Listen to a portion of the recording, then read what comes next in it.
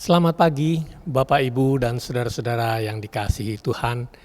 Kita bertemu kembali di dalam persekutuan doa pagi yang pada hari ini kita akan bersama-sama merenungkan bagian dari firman Tuhan dengan sebuah tema kaca jendela dan cermin. Namun sebelumnya mari kita bersama-sama memuji Tuhan dari Kidung Jemaat 467 bait pertama dan kedua. Tuhanku, bila hati kawanku.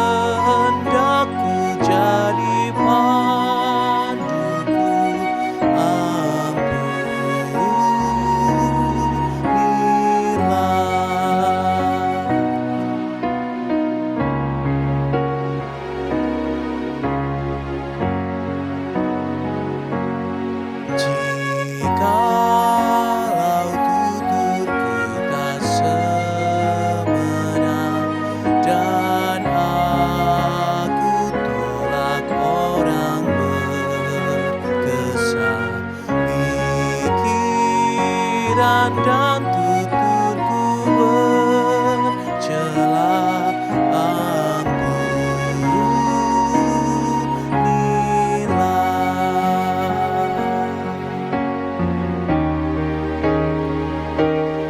Dan hari ini aku bersembah serta padamu Bapa,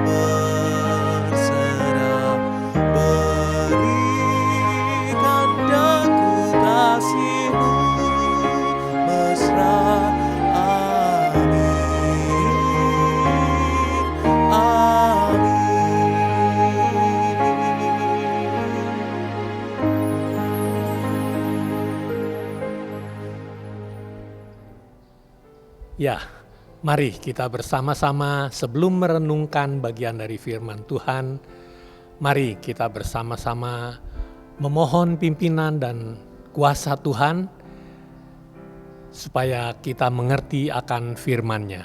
Mari kita bersama-sama berdoa. Bapa yang penuh kasih, Engkau yang kami sapa di dalam nama Putra-Mu yang tunggal Tuhan kami Yesus Kristus. Kami bersyukur ya Tuhan, ketika pagi hari ini Tuhan sudah membangunkan kami, memberikan hari yang baru dan kesegaran di dalam tubuh jasmani, di dalam kehidupan kami. Dan sebelum kami melakukan aktivitas kami mau membaca dan merenungkan bagian dari firman-Mu.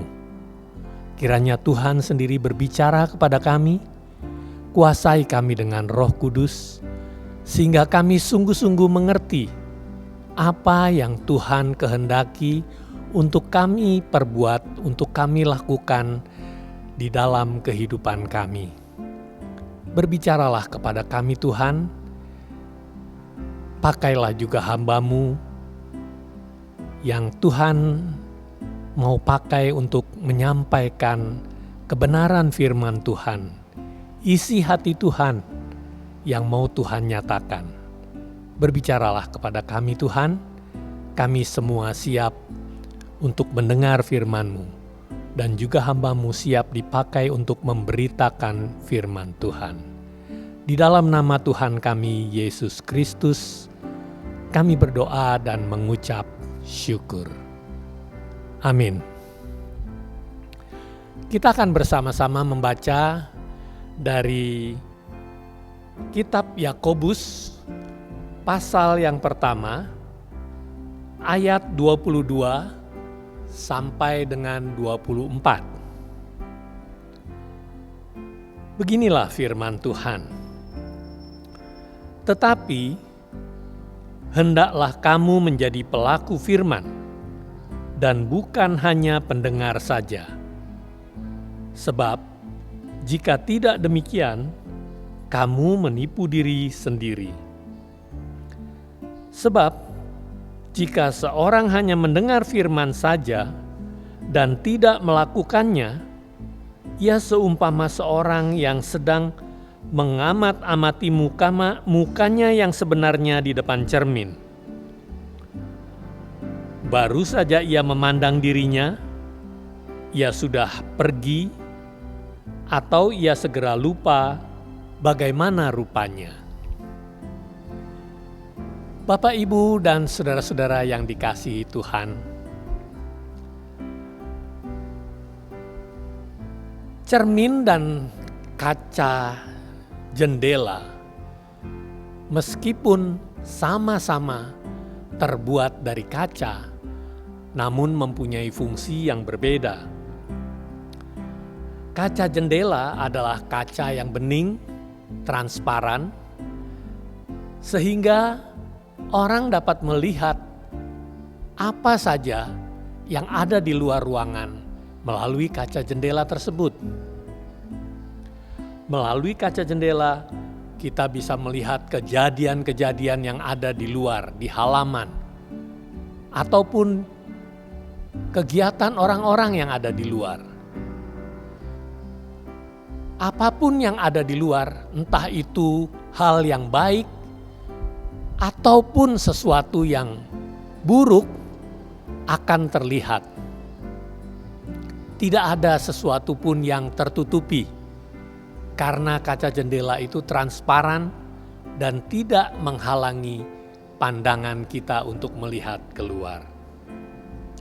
Jadi kaca jendela gunanya untuk melihat situasi, keadaan, orang, aktivitas, atau apapun yang ada di luar.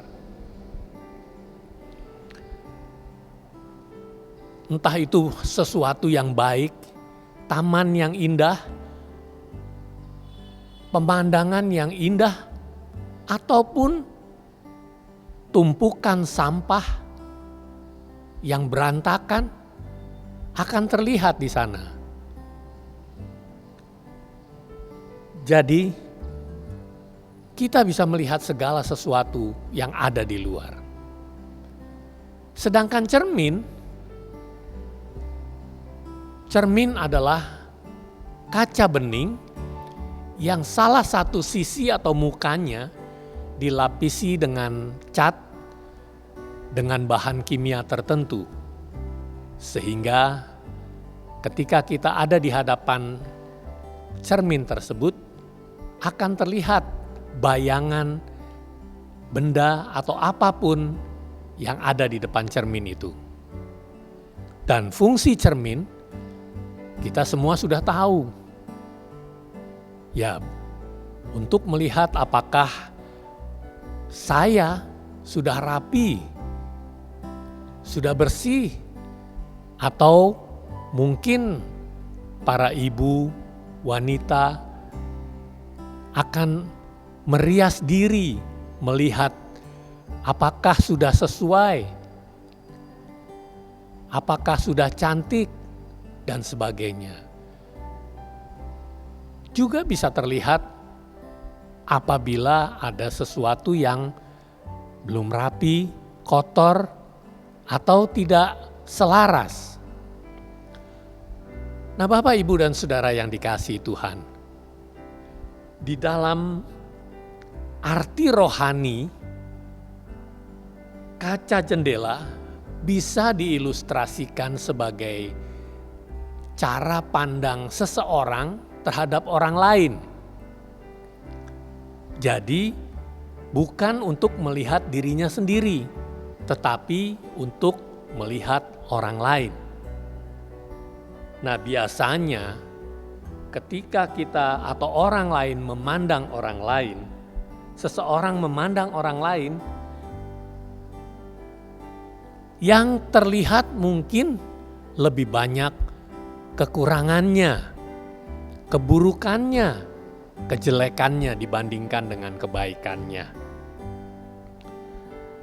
Nah, dari kaca jendela kita juga bisa melihat sekitar kita, tetangga kita, dan bisa juga apa yang kita lihat itu membuat hati kita iri, hati kita panas, karena mungkin kita melihat tetangga kita mempunyai sesuatu yang baru yang belum kita miliki atau tidak kita miliki.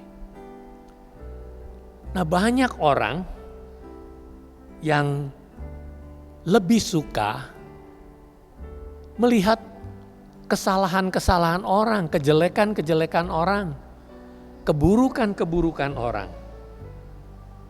Mungkin ada yang bersorak ketika orang lain jatuh dan gagal.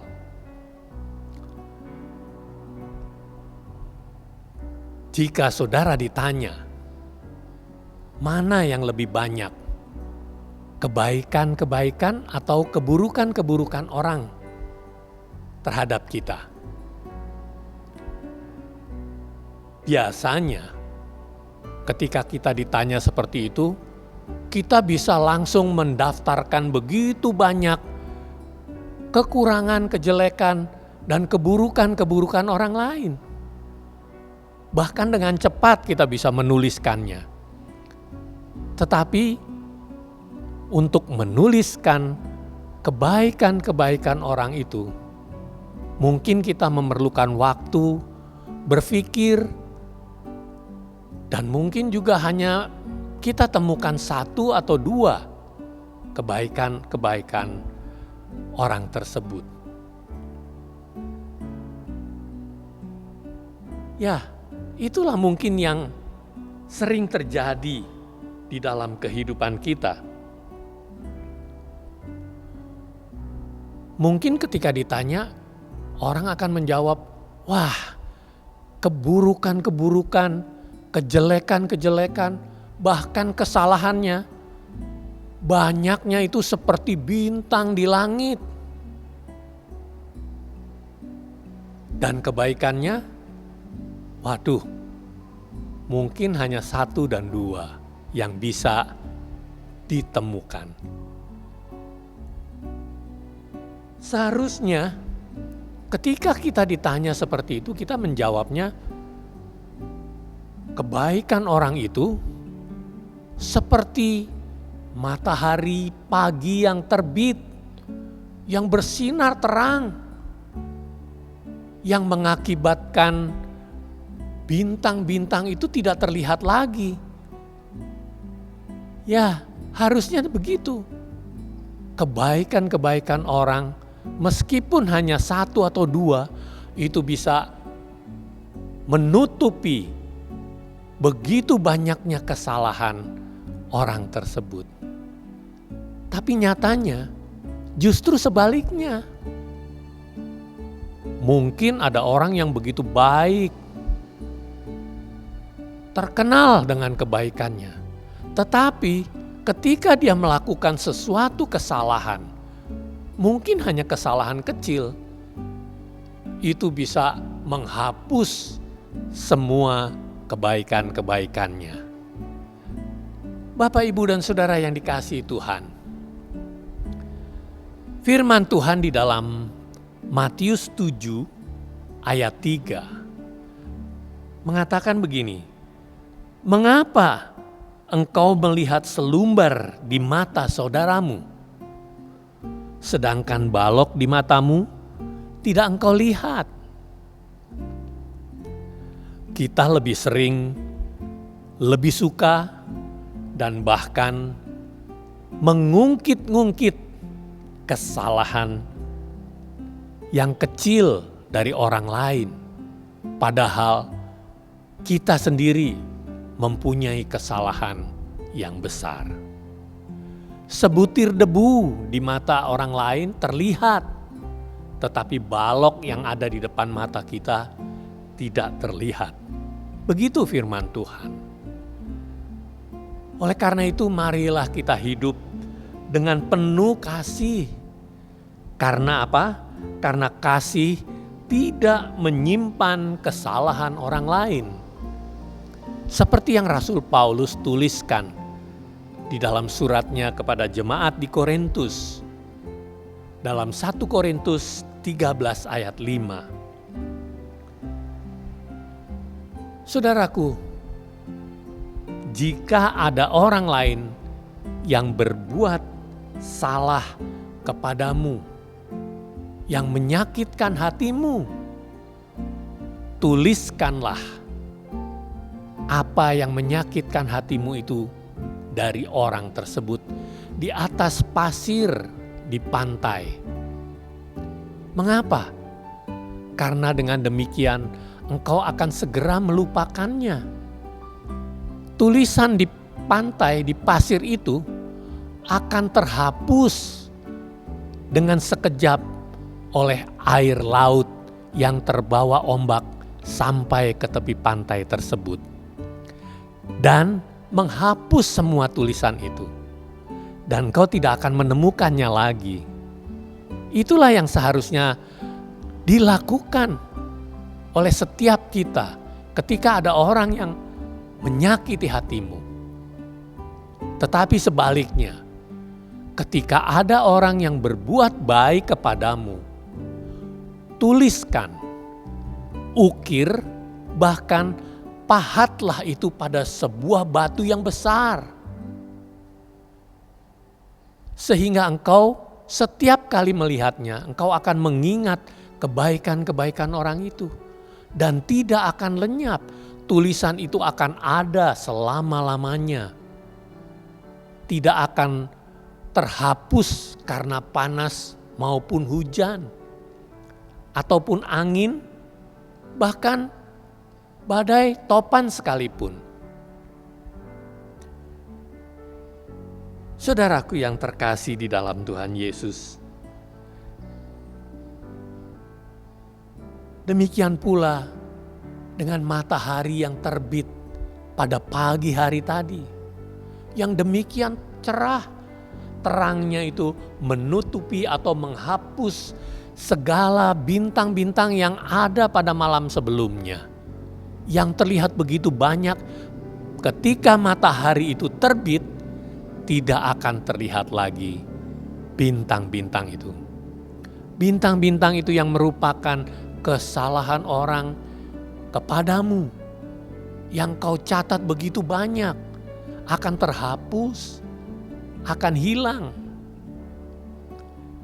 Hendaklah perbuatan baik orang-orang lain tersimpan di dalam hatimu, seperti terpahat di batu. Sehingga engkau akan mengingat, melihatnya setiap waktu sampai selama-lamanya. Dan janganlah kau simpan kesalahan-kesalahan orang kepadamu. Seperti kau tulis di atas pasir di pantai.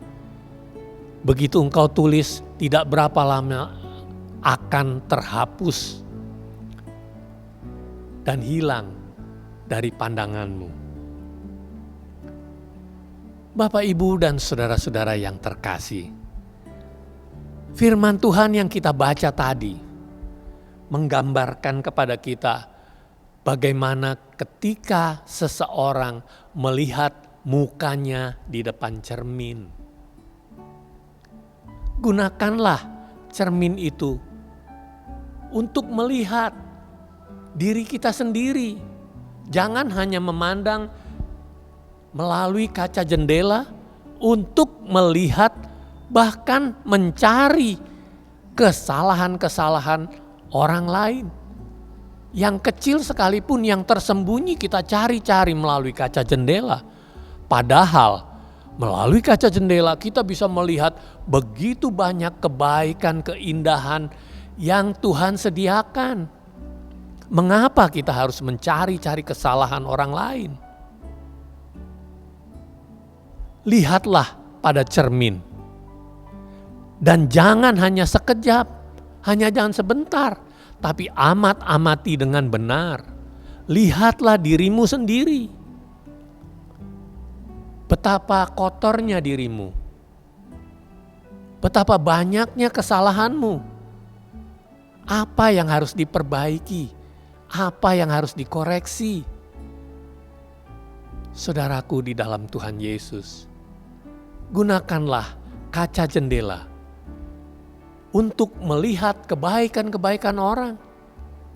Dan gunakanlah cermin untuk melihat diri kita sendiri. Begitu banyaknya kekurangan, kesalahan, dan keburukan-keburukan kita. Tuhan sudah mengajarkan kepada kita untuk kita menjadi pelaku firman. Bukan hanya sekedar pendengar. Kita harus menjadi pelaku firman. Ketika kita mengamat-amati muka kita di cermin, kita akan melihat diri kita yang sebenarnya. Tidak ada yang ditutup-tutupi. Demikian juga ketika kita melihat melalui kaca jendela, apa yang kita lihat itulah yang sebenarnya. Tetapi ingat, jangan menggunakan kaca jendela hanya untuk mencari kesalahan-kesalahan, hanya untuk mencari keburukan-keburukan dan kejelekan-kejelekan. Tetapi lihatlah betapa indahnya apa yang Tuhan ciptakan di dalam alam semesta ini, yang ada di dalam diri orang lain. Kiranya Tuhan memampukan kita untuk menjadi pelaku firman Tuhan dan belajar dari kaca jendela dan cermin. Tuhan memberkati saudara. Amin. Bapak, Ibu, dan saudara yang dikasihi Tuhan, mari kita bersama-sama menaikkan doa syafaat kita. Kita bersama-sama menundukkan kepala. Mari kita berdoa. Bapa yang penuh kasih, di dalam Tuhan Yesus Kristus, pagi hari ini kami sungguh bersyukur ya Tuhan, ketika Tuhan sudah memberikan hari baru buat kami, membukakan kebenaran firman Tuhan sebelum kami melangkah di dalam kehidupan kami sehari-hari. Sebelum kami beraktivitas, kami sungguh bersyukur karena Tuhan menegur kami, Tuhan mengingatkan kami untuk kami dapat menggunakan dengan bijaksana, dengan benar, melalui kaca jendela maupun cermin. Tuhan, terima kasih Tuhan untuk kebaikan Tuhan yang mengingatkan kepada kami, karena mungkin seringkali justru kami mengingat-ingat keburukan-keburukan, kesalahan-kesalahan, kejelekan-kejelekan orang lain. Padahal diri kami sendiri mungkin jauh lebih buruk daripada itu. Tuhan, terima kasih untuk firman-Mu yang mengajarkan kepada kami. Bukan hanya untuk mendengar, bukan hanya sebagai pendengar, tetapi kami diajar untuk menjadi pelaku firman Tuhan. Terima kasih Tuhan untuk firman-Mu yang menguatkan dan meneguhkan kami. Saat ini ya Tuhan, kami bersama-sama mau menaikkan doa syafaat kami. Kami masih bergumul ya Tuhan dengan masa pandemi yang masih terus terjadi sampai saat ini. Tuhan, kami bersyukur ya Tuhan karena program dari pemerintah untuk vaksinasi yang boleh berjalan dengan baik, yang dari hari ke hari semakin banyak orang yang menjalani vaksinasi, sehingga kami semua mempunyai daya tahan dan imunitas yang tinggi sehingga kami tidak terpapar oleh virus COVID-19. Tuhan, kami juga mau berdoa untuk setiap orang supaya mereka juga mau dengan taat melakukan protokol kesehatan sehingga program pemerintah untuk mengurangi ataupun menghambat penularan virus COVID ini dapat terjadi dengan cepat dan kami dapat kembali beraktivitas dengan bebas seperti 1,5 tahun yang lalu. Terima kasih Tuhan untuk apa yang Tuhan sudah berikan kepada kami. Dan kami juga mau berdoa untuk saudara-saudara kami, mereka yang terpapar virus COVID. Secara khusus biarlah Tuhan berikan kekuatan, kesabaran, dan iman yang teguh kepada mereka. Sehingga mereka tetap mengalami sukacita. Karena hati yang gembira adalah obat yang manjur. Tuhan, jangan jadikan mereka semakin tertekan, mereka menjadi stres, tetapi biarlah mereka Tuhan berikan kekuatan dan penghiburan sehingga mereka mengalami sukacita dan kesembuhan yang terjadi. Tuhan yang bekerja. Terima kasih Tuhan. Kami berdoa juga untuk banyak saudara-saudara kami yang terpapar virus COVID maupun penyakit-penyakit yang lain. Dan juga mereka yang sudah lanjut usia, kiranya Tuhan berikan daya tahan imunitas yang baik sehingga mereka dapat menikmati hidup mereka di sisa hidup mereka yang sudah lanjut ini dengan penuh sukacita. Terima kasih Tuhan. Kami juga mau berdoa untuk kegiatan gerejamu. Biarlah di masa pandemi ini, gerejamu tetap Tuhan pakai, meskipun harus melaksanakan dan menjalaninya dengan kegiatan-kegiatan online. Tetapi biarlah itu tetap membangun iman jemaatmu, supaya mereka tetap bertumbuh di dalam Tuhan. Dan bagi mereka yang terdampak dari adanya virus COVID ini, mungkin bagi mereka yang terkena PHK, mereka yang penghasilannya berkurang, kiranya Tuhan juga yang tolong mereka. Untuk anak-anak yang sedang studi di rumah belajar, biarlah mereka juga dapat mengikutinya dengan baik, dengan penuh sukacita. Terima kasih Tuhan untuk semua berkat yang Tuhan limpahkan kepada kami. Kami serahkan juga pemerintahan bangsa kami yang baru saja merayakan hari ulang tahun yang ke-76. Biarlah pemimpin bangsa kami beserta staf, menteri, dan segenap kabinet yang ada, biarlah menjalankannya dengan takut akan Tuhan, sehingga bangsa kami ini boleh pulih dan sejahtera. Terima kasih Tuhan untuk semua yang Tuhan berikan kepada kami. Masih banyak pergumulan doa kami Tuhan, tapi kami percaya bersama-sama dengan jemaat-Mu, dengan umat-Mu yang saat ini menaikkan doa-doa syafaat mereka, kiranya Tuhan dengar, Tuhan kabulkan untuk kebaikan setiap kami. Terima kasih Tuhan, di dalam nama Tuhan kami Yesus Kristus, kami mengucap syukur dan berdoa. Amin. Ya, Bapak, Ibu, dan saudara-saudara yang terkasih, kita akan mengakhiri persekutuan doa pagi kita pada hari ini Dan kita akan tutup dengan sebuah pujian dari Kidung Jemaat 64, bait pertama dan kedua.